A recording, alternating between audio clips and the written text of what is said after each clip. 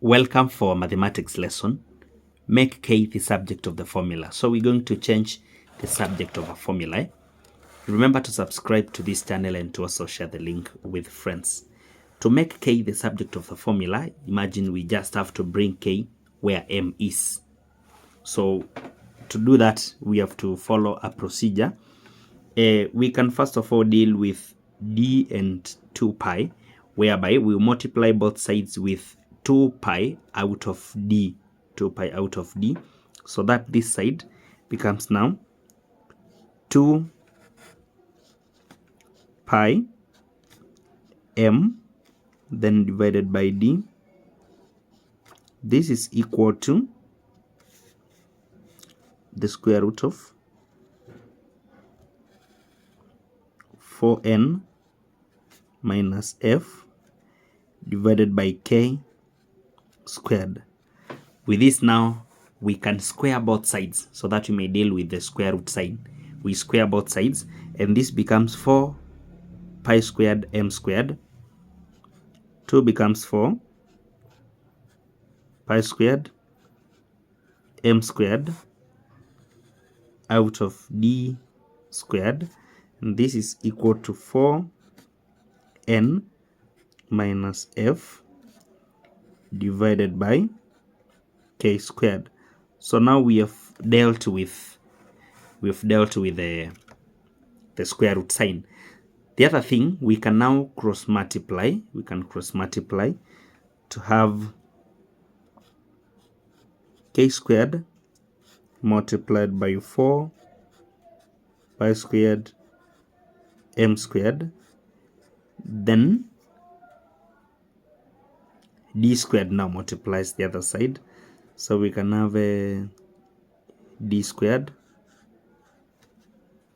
into 4n minus f, yes, that way. So the other thing is to remain with k on one side. So let me divide my working space so that now I will have to remain with k squared.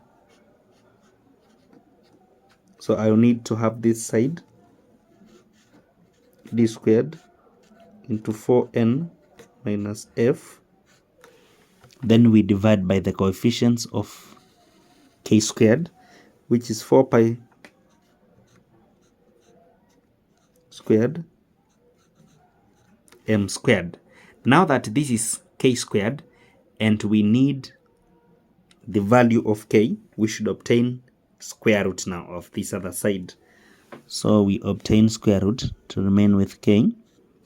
We obtain the square root of the whole other side. Remember, we should have plus or minus the value here. So d squared 4n minus f divided by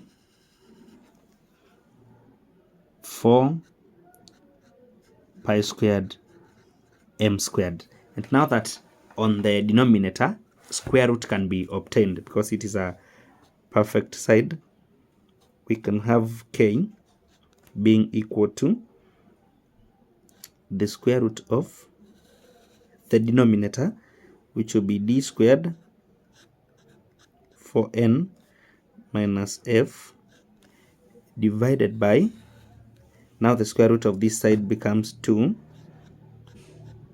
pi m, and we can have a plus or minus at this point. Thank you for following. Subscribe and share.